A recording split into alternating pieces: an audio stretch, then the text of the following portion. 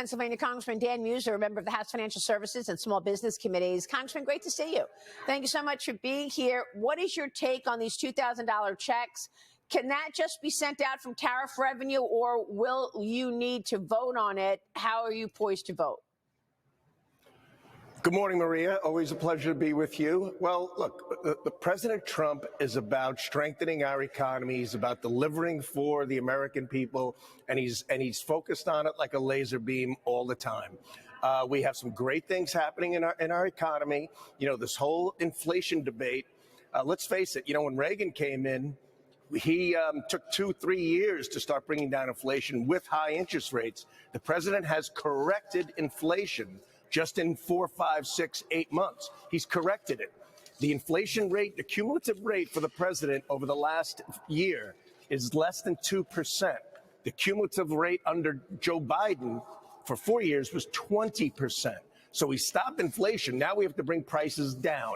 And on the tariff issue, look, we have a tariff dividend. We've got $300 billion that have come in from tariffs. So the president wants to use probably half of it to lower the deficit and the other half to deliver back to the American people, to spend, to thrive our economy. He's always thinking it's a great strategy, and it's always about America first. Well, I mean, look at the other side, though, Congressman. I mean, Senate Democrats are now calling for an investigation into what they claim was partisan messaging during the 43-day government shutdown.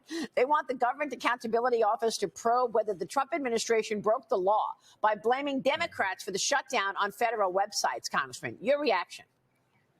Comical.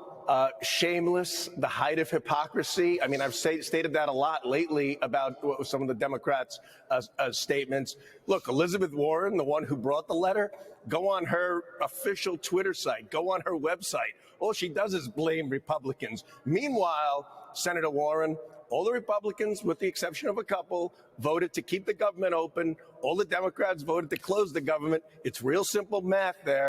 And Blumenthal and Shifless Schiff, they're all the same. They're all on the letter sent asking for this review to take place. Meanwhile, they're completely guilty of what they're trying to accuse the president and us of. It's ridiculous. And you know where else? In Pennsylvania, Josh Shapiro. He's got all this negative messaging on Republicans. Meanwhile, not once did he say, hey, Democrats, maybe you should try to open up the government. So it's just shameless. Look, their whole goal is that the American people believe their lies more than they're informed of the truth. And fortunately, it failed. Well, I mean, it's quite extraordinary to me that this is all they've got.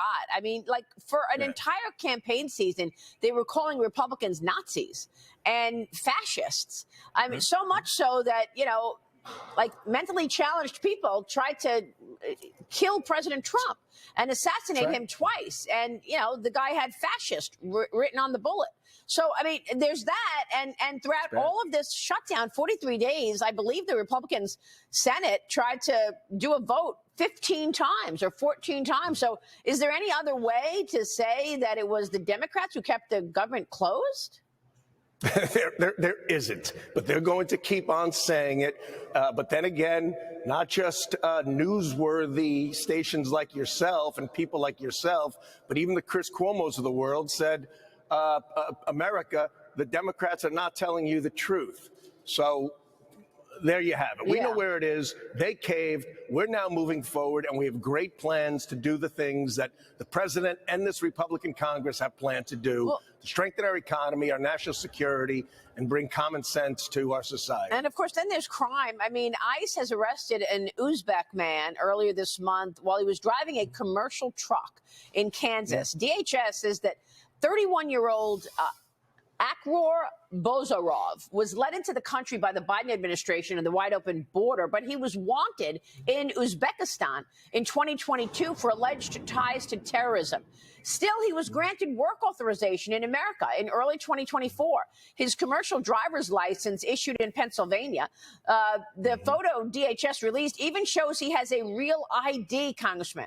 So unbelievable. It's amazing to me that you've got potential terrorists driving commercial vehicles. Yeah. Pennsylvania is mismanaged. Pennsylvania is the greatest state, I think, in our nation, terribly mismanaged. Our error rate, for instance, for the SNAP payments is 11%. That's hundreds of millions of dollars. We have illegals that are on our voter rolls, which we're doing everything to purge.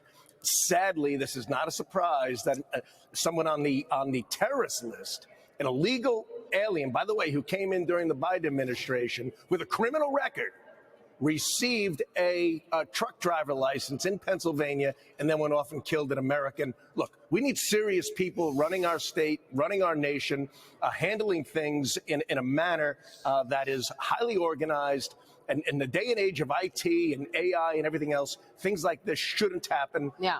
We simply need the right people in the right spots. Well, let me ask you about the Financial Services Committee. You will hold a full hearing today on a framework for the federal deposit insurance, Congressman. And I know that you're also expecting a partial IPO of Fannie Mae and Freddie Mac. What can you tell us?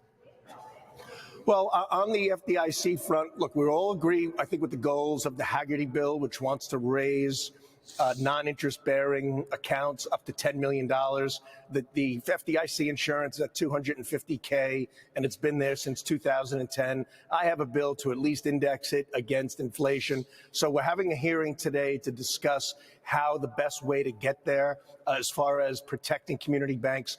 You know, we're down over 1,000 community banks over the last 15 years, Maria, and that's not good. We're down community banks. That's less job, that's less banking, that's less access to capital, and that's less small businesses receiving the loans that they need. So we got some work to do, and we're going to figure out the best plan. All right, Congressman, great to see you this morning. Thank you so much. Hey, great to see you. You're the best. Congressman Dan Appreciate you. Meuser joining us.